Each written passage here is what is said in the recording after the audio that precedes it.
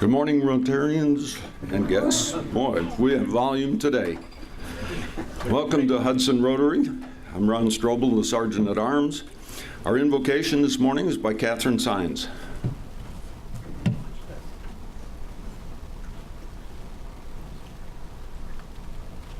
Good morning, Rotarians. Please join me in prayer. Oh God, you are the giver of every good and perfect gift. We are aware of how easily we take and how often we grudgingly give. And give us the gift of grateful hearts that we may want to share freely with others all you have given us. Bless this food. Bless each and every one here. Amen. Amen. Thank you, Catherine. And to lead us in the pledge and the four-way test, Craig Tolman. Morning, Rotarians. Good morning, Craig. Please join me in the Pledge of Allegiance. I pledge allegiance to the flag of the United States of America and to the republic for which it stands, one nation, under God, indivisible, with liberty and justice for all. And our four-way test of the things we think, say, or do. First, is it the truth? Second, is it fair to all concerned? Third, will build friendships. And fourth, will be beneficial to all concerned. Thank you. Have a good day. You too. Thank you, Craig. And to lead us in song, Dick Pearsall. Yeah, I will, as soon as I see the words. Yeah, there we are. Well, let's be optimistic today, and I think that one way to do that is to sing a little bit, and let's sing When You're Smiling. When you're smiling, the whole world smiles with you. When you're laughing, the sun comes shining through. But when you're crying, that brings out the rain, so step aside. Be happy again, 'cause when you're smiling, the whole world smiles with you. You did it very well. Thank you, Dick. And now our president, David Basil.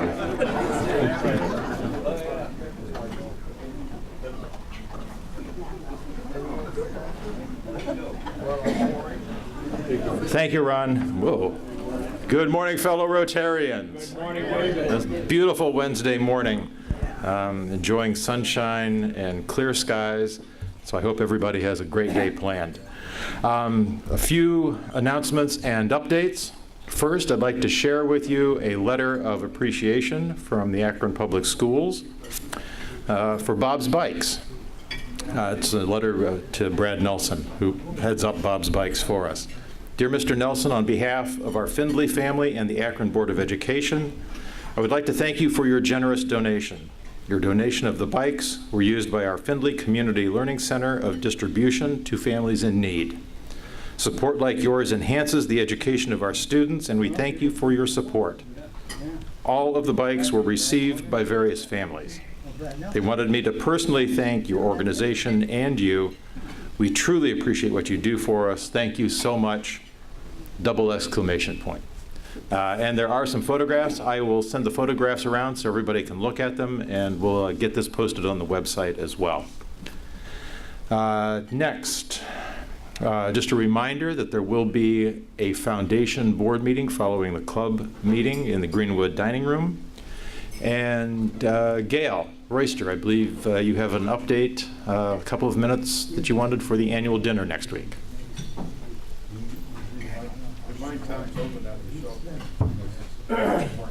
What? Oh, yeah. Okay. Good morning, Rotarians. What? It's too loud. Never too loud goes my alarm. New system. Okay. Anyway, thank you, President Dave, for giving me the opportunity to come back and say, I still need your checks for next Wednesday. So if anyone hasn't given me $50, $100, cash, check, I'd be happy to accept it. There is a clipboard. Where is that clipboard, Larry? If you will continue that around in case someone didn't get a chance to sign it, please do so. Next week, and I'm also supposed to remind, where's Mr. Thomas? There's no meeting here next Wednesday, okay? Thank you.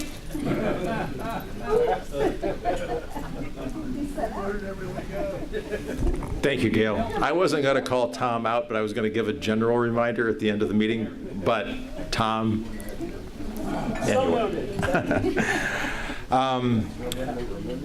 real quickly, there is a birthday card circulating. Please make certain that you sign it. Where is it right now? Gail. Oh, Gail has it. Okay. So the birthday card. Oh, yeah. Yeah. So I don't know if the table's over here, so we'll make certain that everybody gets it. It's for Yasik, our exchange student. Another brief reminder, the District 6630 annual awards event is this coming Sunday, June 25th, 12 to 1:30 p.m. The tickets are $20 for adults, $10 for children. It's at Pioneer Water Park in Chardon, so kids should have a great time, and I think there are some other dry activities for adults that may not want to do the water events. It includes all food and drink, so it's an all-inclusive ticket. Again, $20 for adults, $10 for children. It would be nice to have some representation from our club. I plan to go, so please see me afterward, because I do have some tickets. You can also buy them online. Yes, Evan. I have a couple of extra tickets already paid for, so if anyone's free and they want to go, just shoot me an email and I'll hook you up with the tickets. Okay, thank you, Evan. Jim Ahern, you wanted a couple of minutes as well.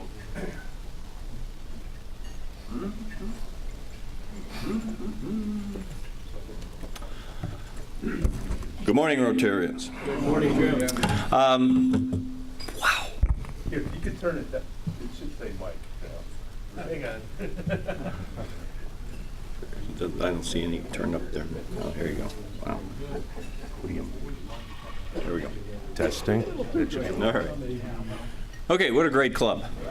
So, who here today, and how many of you here today, have had an opportunity to say hello and shake hands with every single Rotarian this morning? I did, Jim. Doug McDowell did. So, what a coincidence. He was the greeter. So, it's a once-in-a-year opportunity to make sure that you get to say hello, shake hands, or if you want to do what Catherine does, you can hug whoever comes in the door. Be careful. So, I'm going to pass around a sheet. This is for the Rotary calendar year starting in July. And I'll start over here, and it goes around. I hope it's filled. Thank you.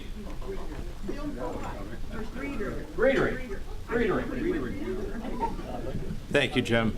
And thanks to all of the Rotarians this past year who have served as greeters. It's an opportunity to welcome not only members but guests to our club, and it's a very important function. And it creates a very welcoming environment for everybody. So I appreciate it, and I encourage you to sign up if you haven't done it in the past. Joe Zapatowski, we have a couple of important awards to present.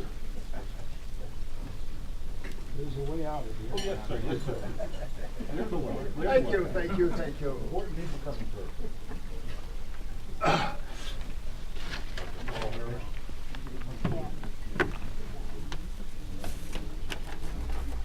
Good morning, Rotarians. Boy, that is loud, isn't it? Well, anywho, we move closer to a peaceful world as Stu Murray and William Wooldridge become Paul Harris Fellows +1. Stu and Bill, would you please join me here at the podium?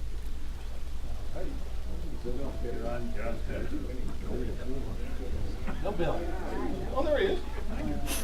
Slow out of the seat. I had to wake up. So quiet, so quiet.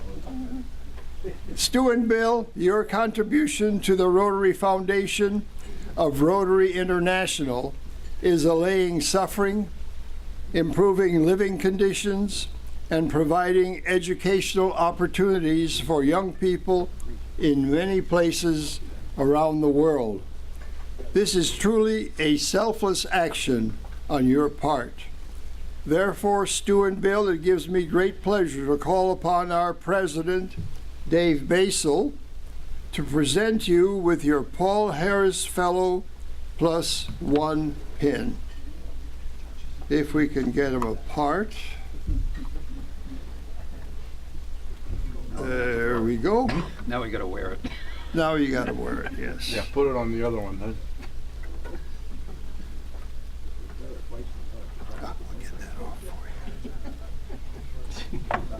You guys practice. This is the mechanical part.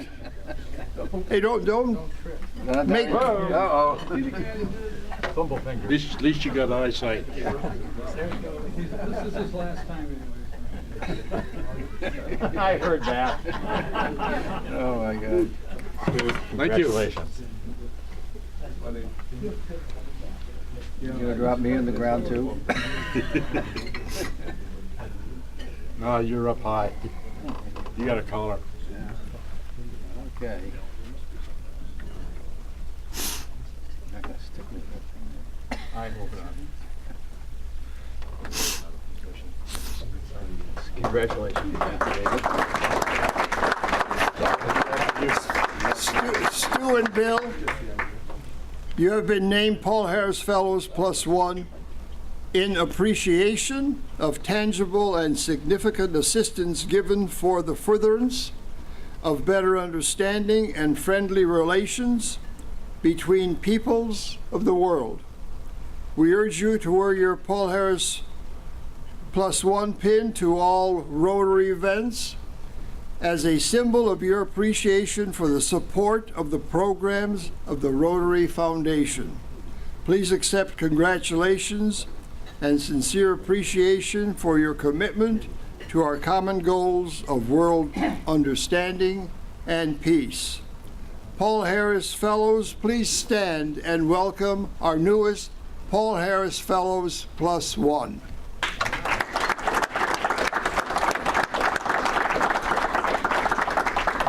Rotarians and friends, please help me and our president congratulate and recognize our newest Paul Harris +1 Fellows, Stu Murray and Bill Woldridge. Thank you, Joe. Nice, Bill.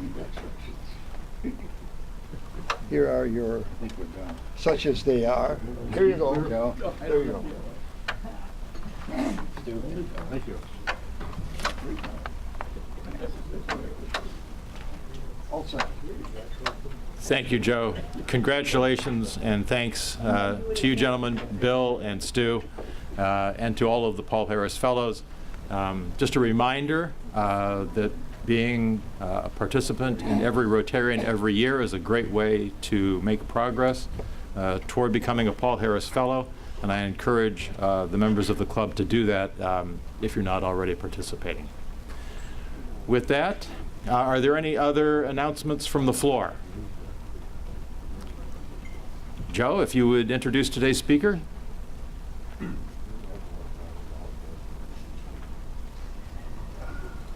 Good morning, Rotarians. Good morning, Joe. I missed last week. I was in Atlanta, Georgia last week, attending the Rotary International Convention, along with 32,000 of your other fellow Rotarians throughout the world. So perhaps sometime in July, I'll spend a few minutes and tell you a little bit about that interesting convention.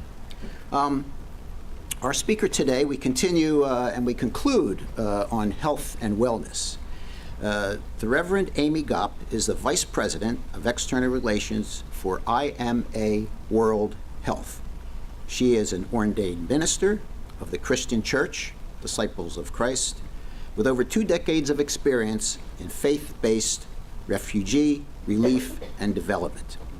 A passionate global activist for gender justice and girls and women's education and empowerment, Amy is one of the key founding leaders of the interfaith We Will Speak Out U.S. coalition and campaign to end sexual and gender-based violence. Amy received her BA in International Relations at the American University in Washington.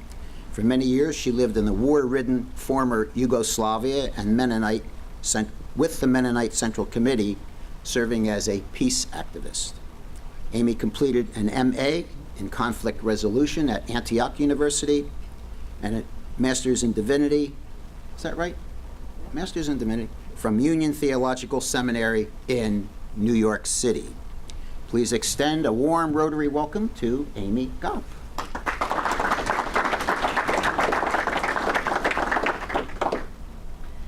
Well, good morning, everyone. Good morning. I'm so happy to be at this particular Rotary Club, and I want to thank Joe for making that happen and for the invitation. And I want to say to you that, Dick, I would love to go on the road with you. First of all, I think we'd be a great dynamic team. Man, that was a wonderful way to start my morning, so thank you for that, and thank you for the prayer on or Catherine is, but this has been a lovely morning already. Well, IMA World Health, you must wonder, one time at church I said, when I started my journey with IMA, I was on the board of directors, I had been a member representative, and now I'm on the staff. And somebody at my local church said, where are you working? What's it called? And I said, IMA World Health. And she thought, what do you mean you are a World Health? I'm like, no, it's an acronym. And it stands for Interchurch Medical Assistance. And I was telling Joe that it started 60 years ago, founded by Protestant churches. So it was a sleepy little church-based global health organization 60 years ago, and it's now grown into quite an operation. And we work in 6 countries. We work in Tanzania, Kenya, South Sudan, Democratic Republic of the Congo, Haiti, Indonesia. Was that 6? Yes. I always feel like I forget one. We have strong Rotary connections and roots. I love to share our story with Rotaries because you have always shared your theme of service above self with us, and indeed that has played out in some pretty significant ways. One of our top in-kind programs is called the Safe Motherhood Kit. And the Safe Motherhood Kit is a safe birthing kit that we use all across Africa now. And that was started by a Rotary Club in Maryland after somebody like me 25 years ago came and spoke. And they got so interested, they really took up some of the health projects that we're involved in. And of course, I want to honor the work that Rotary International and Rotary Clubs have done to help promote health and wellness, particularly in the areas of polio and some other places. You have really made a huge difference. So I want to thank you for that and thank you for your partnership. And so now I'll share a little bit more about what we're doing now, 60 years later. And this morning I could have taken you lots of places, but we're going to go to Eastern Congo because Eastern Congo is where there is still one of the most horrific conflicts going on in the world today. This is in the Democratic Republic of the Congo. Remember that there are 2 Congos now. One is the Republic of Congo, and I happen to know that there is a Rotary in Brazzaville, Congo, in that Congo, but this is the Democratic Republic of the Congo, and Kinshasa is the capital of the DRC. I'm not sure that there's a Rotary there, but I've been trying to find that out because I would love to connect with them. So Eastern Congo is the site of where much of the fighting for minerals. It's a mineral war going on. In the Democratic Republic of the Congo, I am telling you, I have rarely been to such a rich place in terms of natural resources, and yet it's so poverty-stricken. And it's one of those disparities that is so hard to wrap your mind around. But the fighting is over lumber, gold, diamonds, oil, coltan. Coltan is the mineral we use to make our cell phones work. It's a mineral that goes into all small electronic appliances, and we're addicted to it and probably didn't even know it. C-O-L-T-A-N, Google it later. But coltan is found in 2 places, Congo and in Burundi. And so we are addicted to it and wanting to get our hands on it, the whole wide world. And as a result, there have been mineral wars going on for the last couple of decades in Congo. And because of that, I have heard story after story after story like this. I was walking to the market one afternoon when suddenly somebody attacks this woman. This is what's happening, is because people are fighting for the minerals, are fighting for land, fighting for power, as in many, many wars, and I've seen this my whole life, women's bodies become the battlefield. And so there has been huge cases of sexual violence because when you shame the women, then they're expelled from their village and the men have an easier time getting to that land. It's a horrific practice and it's going on every day. So who would ever thought that a global health organization would take on the issue of sexual violence? People have asked me, what does that have to do with health? It has everything to do with health. Thank you for laughing, Bill. I appreciate that. Because people look at me like, why are you taking on this issue of violence? Well, you cannot be a healthy person if you live in violent circumstances or if you have been violated in your own physical body.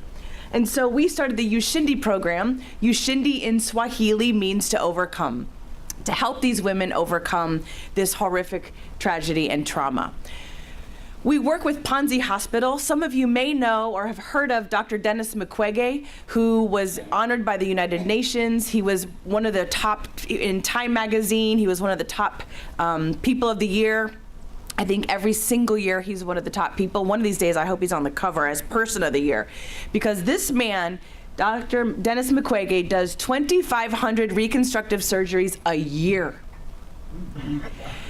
These women come to the hospital. They have been mutilated, tortured, of course, raped. It is absolutely unfathomable. And he, as a devout Christian and as a person of just integrity and deep, deep compassion, has decided that his life's work will be helping these women. And he does these very, very difficult surgeries and now trains other doctors to do the same kinds of surgeries. So we partner with Panzi Hospital, which also has a foundation now, the Panzi Foundation.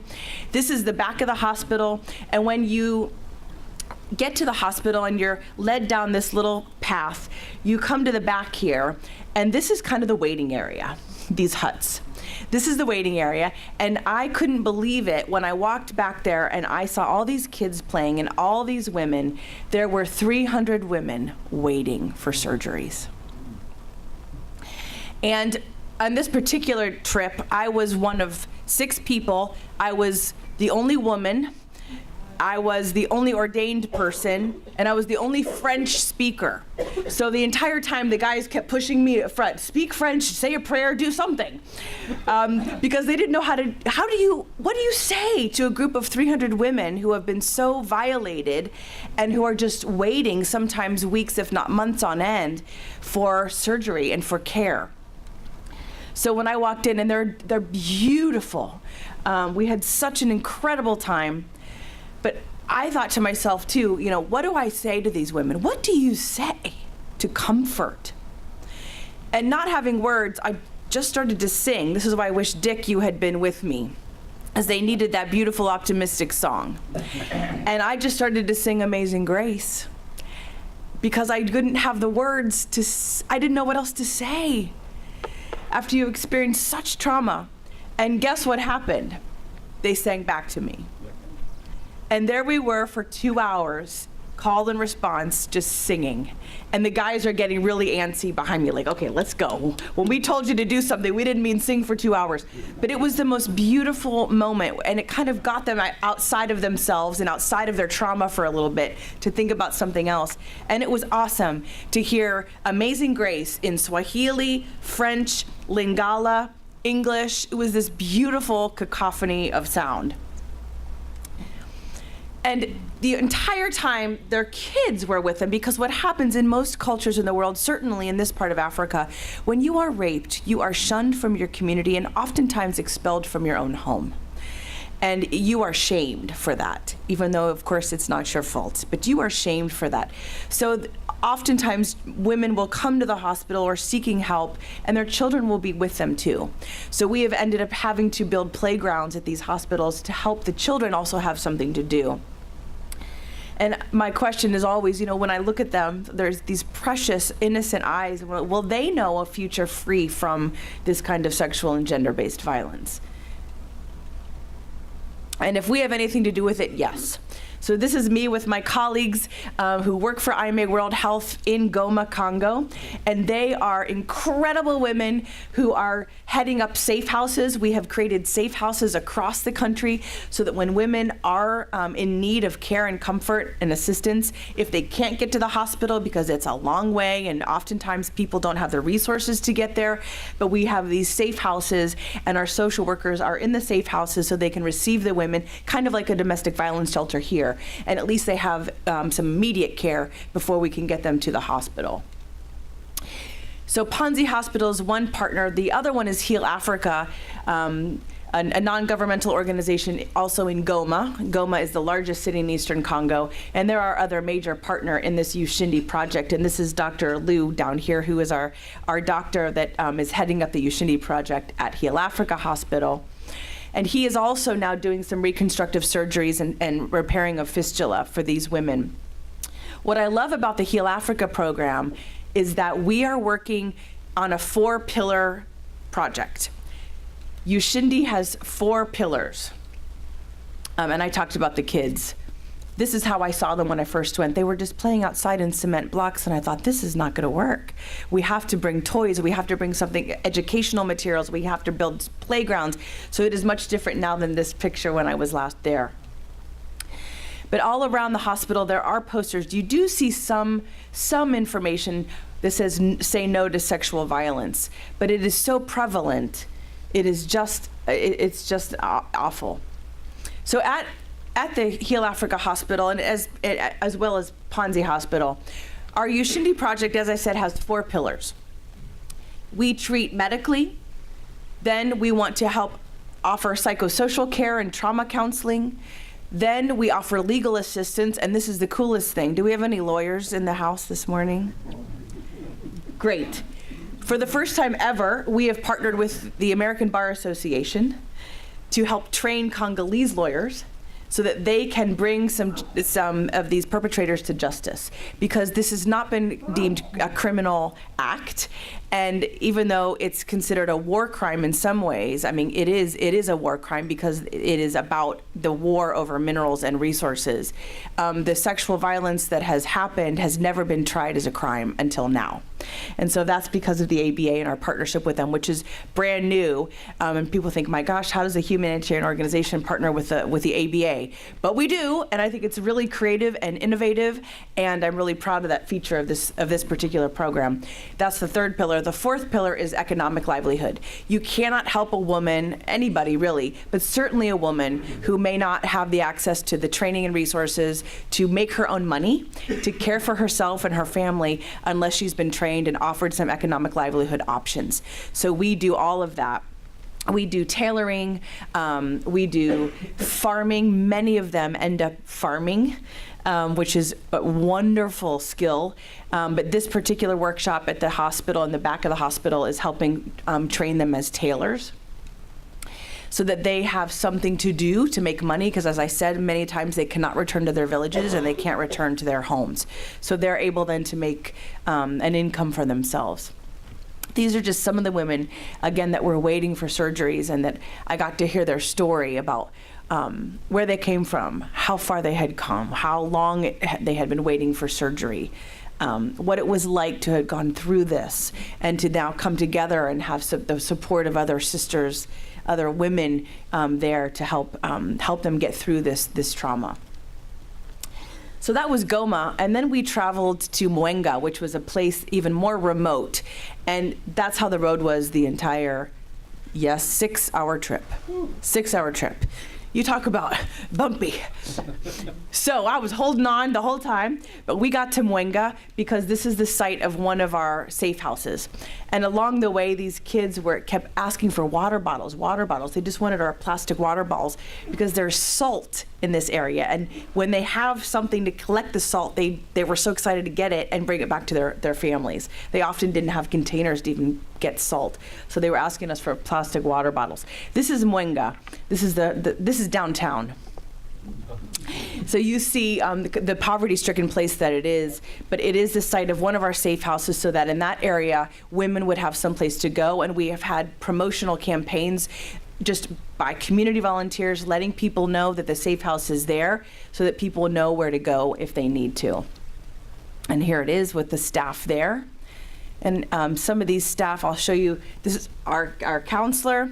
She does a lot of trauma counseling and is really in charge of the psychosocial care for the women at that particular safe house.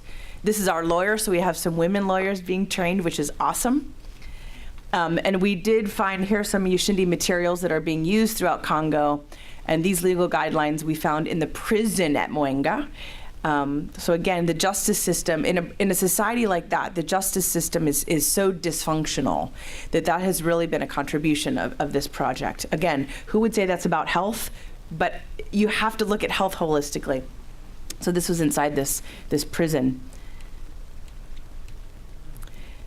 This is another safe house that was a little bit outside of Mwenga, and a small clinic, and you see the mosquito net there. She was being treated for malaria, but had also been a survivor of sexual violence. And these are the community volunteers. We rely heavily on community volunteers and community health workers to do our work, and we call them animators. They're the ones that really go out into the community and animate the community so that they understand what the resources are, how they can get access to them, where the safe houses and health centers are. So we really rely on volunteers, and that way there's a real ownership from the community itself. So wherever I speak, I always want to thank the team there, because I wouldn't be here if it weren't for them. These people on the ground, Congolese folk, well, our CEO is standing in the back there, but everyone else is from Congo and is involved in our work, which we do for her. I think about the little girls that are desperate to grow up in a world of peace and a world free of violence. And that's always what's in the forefront of my mind and my heart when we're engaging in this work, and I'm helping to ensure that the program will continue so that girls like her will overcome. So just as the African sun continues to rise and set, and I'm always marveled at, no matter where I have been, in the war zones I have lived in Bosnia, South Sudan, Congo, nature somehow prevails, even when human beings aren't doing such a great job getting along. Nature prevails, and it's astounding to me, and I was so overcome by this scene as we were driving back that night. Just as the sun continues to rise and set, so our work to bring health, healing, and well-being for all, and that includes building stronger health systems in the developing world. Let us gain strength from our African sisters and brothers as we learn from them and accompany them to overcome. So I want to thank you. This is me in my dirty, sun-drenched hair at the time, having been in that bumpy road for 6 hours. But I want to just thank you for having me this morning, and thank you for all the work that you have done as Rotary International and as this particular Rotary. I'm not totally sure what you have done yourselves in this particular club in Hudson, but I want to thank you again as Rotarians for all that you have done to be engaged in bringing about health, healing, and well-being for a world in need. So thank you.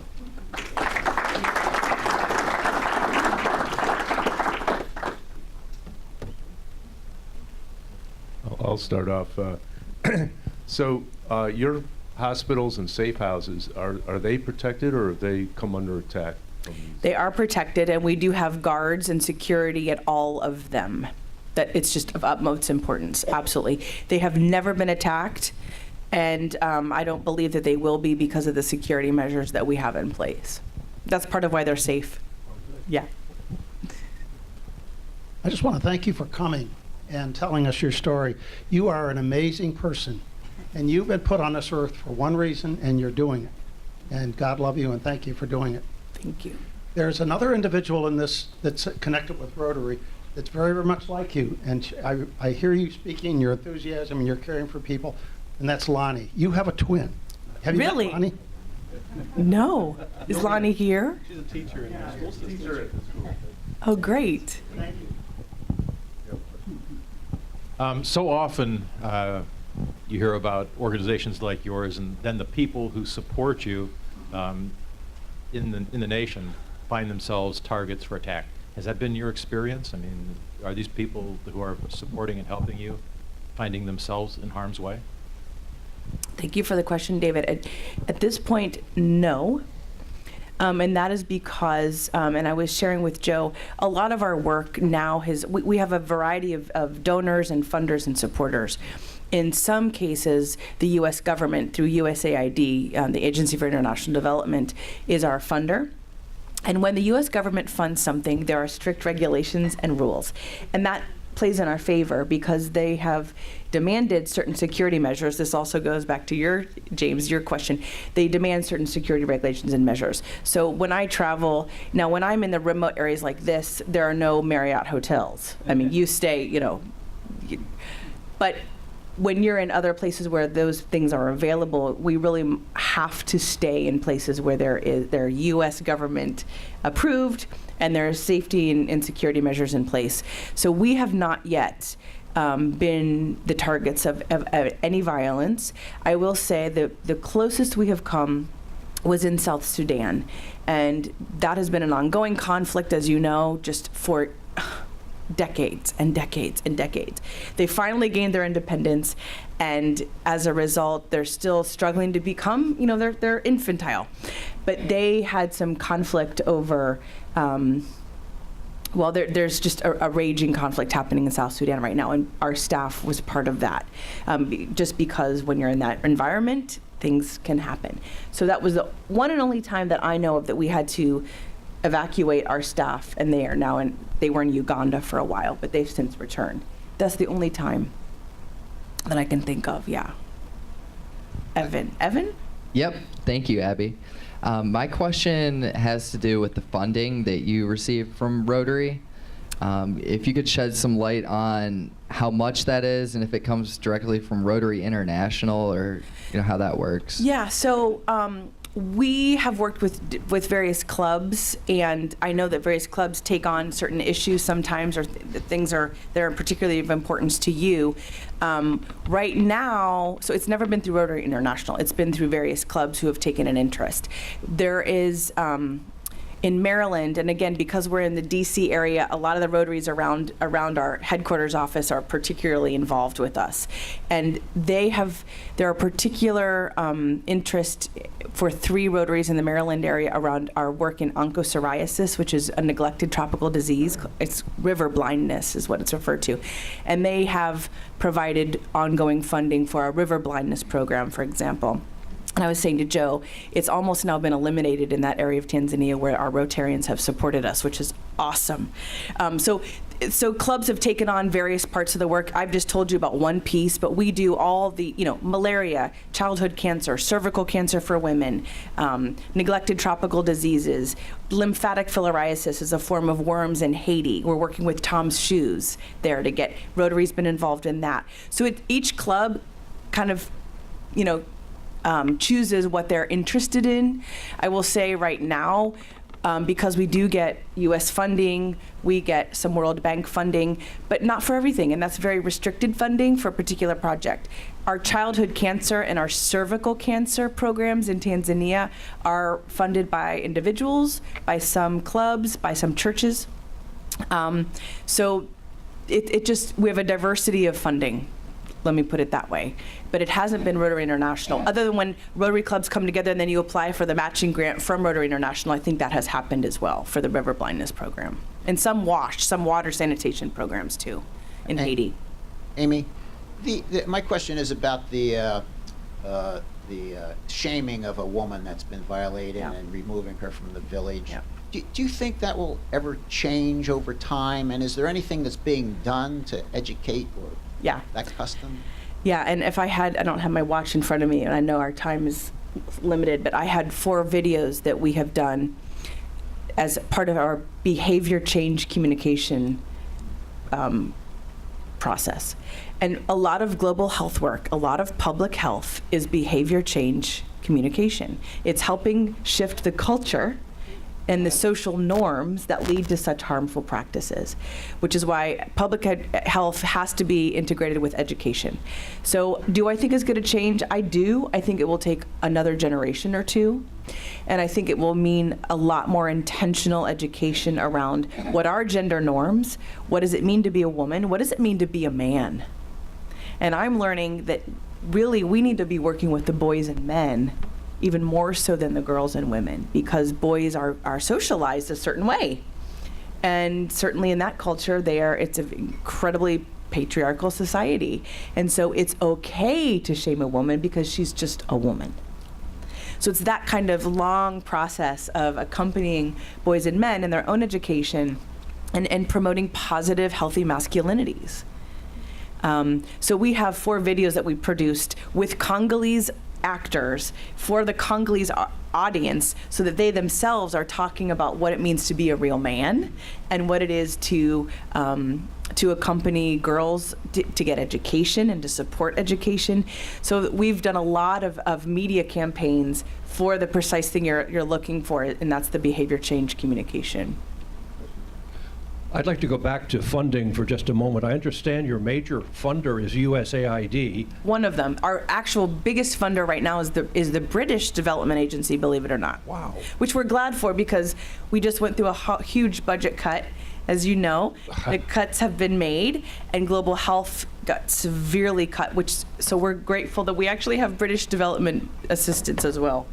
Now, I understand that the current budget of the administration cuts USAID by 30% or more. That's right, 35%. That's the threat. Yep. That hasn't actually taken place, though, has it?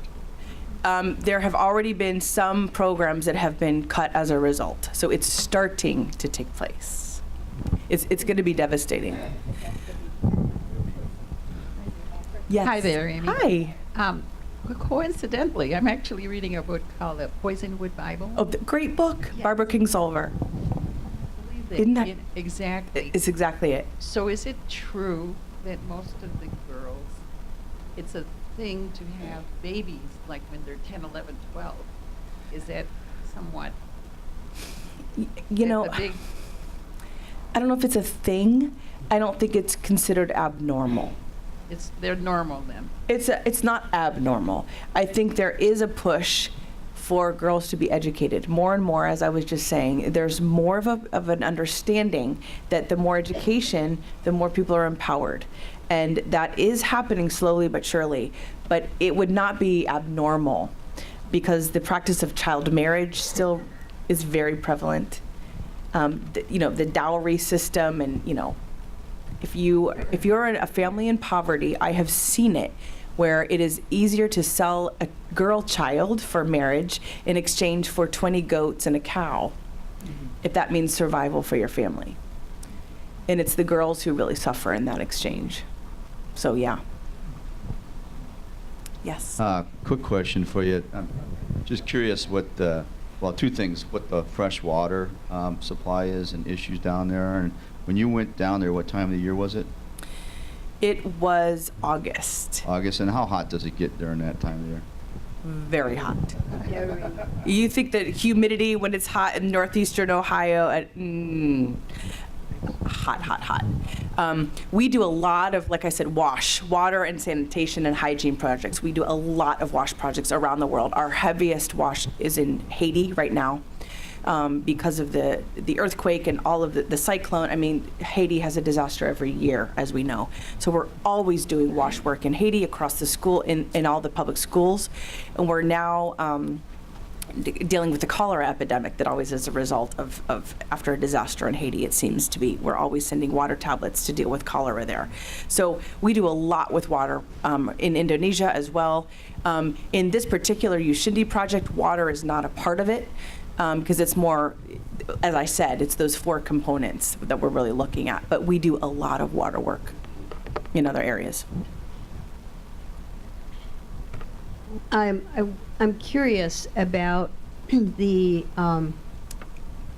approach to the water work and how it connects to the local health issues, because the other target of the U.S. budget cuts hasn't just been to Black Africa, it's been to water. And so I'm curious how you're anticipating to deal with that. That's U.S. budget cuts. Yeah. Well, we're going to have to be very adaptive. Success in life, adaptability is the name of the game. And so, in Haiti, our approach, we don't dig wells. We do a lot of education around how do we wash our hands? How do we build cisterns that are at the school with latrines that are actually usable? They are hygienic. How do we teach girls how to deal with menstruation every month?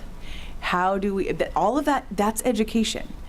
And a lot of the boys, they're hysterical. I mean, these kids, they were so funny. They're not used to having latrines, and so I would see all these little boys out back, and I'm like, well, hello, because they just walk outside and they do their thing, and they couldn't get used to these new latrines, like who would do that? Who would use one of those? So it's the education that's really a part of it, and it's hand washing, which sounds so simple, but when do you wash your hands? How do you wash your hands? I can't believe how many workshops we've done on, here's soap, it sounds elementary, and it's not that they don't know what it is, it's just they're not in the practice of using it, of doing it. And they oftentimes don't have water in their own home. You have to go to the well in the village. So it's a matter of getting kids in the practice of understanding, get your bucket, bring it home, and then you have your water for your mom to cook with, boil water to take to cook with, but then also to bathe and to make sure you wash your hands before you eat. So it's those kinds of things. We're not in the business of digging wells. That's other humanitarian, but we partner with other organizations, and then we work particularly in schools to help train kids so they understand the importance of sanitation and hygiene. So I guess I should have been a little more specific. I've had work in both Tanzania and in Congo when it was Zaire. And one of the things that we learned is the women, basically, especially in Maasai culture, do all the work. Yep. The men train the boys to herd the cattle, and they sit under trees and talk about the important things of the world. But if it's work, the women do it. So the question would be, how do you target those educational programs to the women who are the transmitters of the culture of behavior and work? Yeah, and as you see, the women are always our key population that we work with, because they are the farmers. More often than not, they are the farmers, and they are almost always the ones that fetch the water.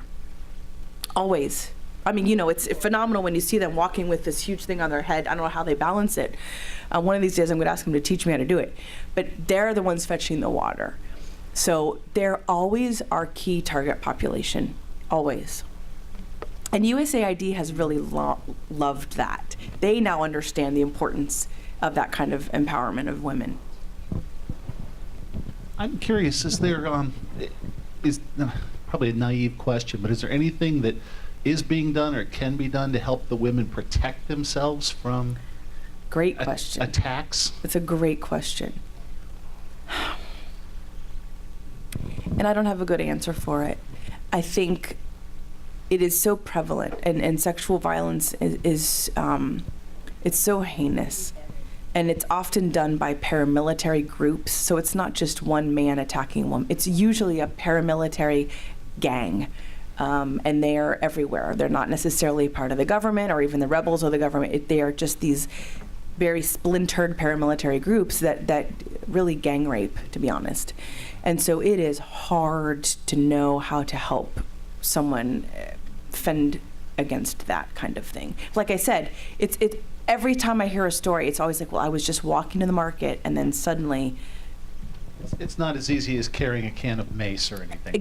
Exactly right. My father, who is an insurance agent here in Hudson, by the way, he always has he's like, Ames, do you have your mace on you? Because I'm always in New York or DC, and he's always scared about my, no, that wouldn't do it. That wouldn't do it, yeah.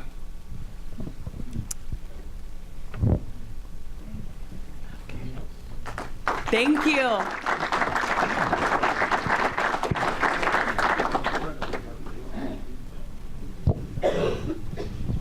Thank you, Amy. Thank you for your wonderful work. Distressing message, but one that I think we needed to hear. And I appreciate you sharing your experiences with us and the story of your work. Just a reminder, again, there is a foundation board meeting following this meeting in the Greenwood Dining Room. I'd like to thank the greeters today, Joe Avella and Doug McDowell. The audio-visual crew, thank you, gentlemen, for setting up and making it available so that we can share these programs through Hudson Community Television with the members of the community. That's Den Rich, Tom Page, Tom Tobin, James Field, and Ron Barnhouse. Thank you again, gentlemen. And today's Rotabuck.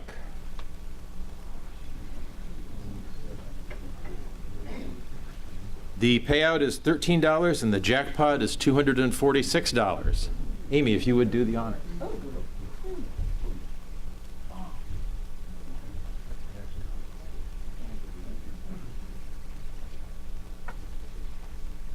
The last four numbers, 9766. 9766.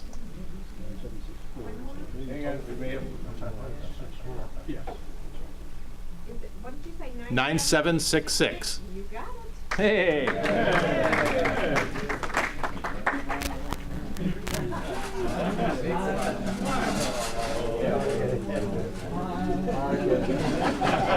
I happy? I don't think I'm very happy. Thank you anyway.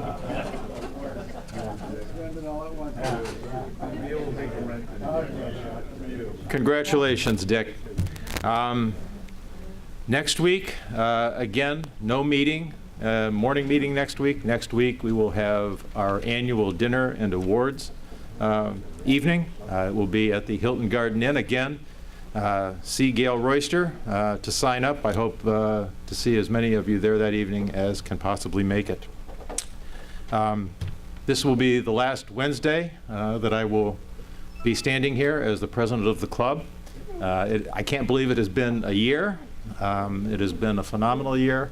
I can't thank each and every one of you enough for all that you have done and the inspiration that you have provided. Our club, I tell you, I've never met a group of people that are so inspiring and so fun to be with. I'm blessed to have each and every one of you as a friend. And I'll save the rest of the remarks for next Wednesday. So hoping that, like I said, as many of you will join us as can possibly attend. A couple of things to leave you with today, one last time. The first, from a gentleman who I think was probably my father's favorite theologian. I think he read every book this gentleman ever wrote. Change your thoughts and you change your world. Norman Vincent Peale. And I think a thought that captures the essence of our club and each of you. Don't judge each day by the harvest you reap, but by the seeds that you plant. Robert Louis Stevenson. And with that, I thank everyone, and we'll see everybody next week.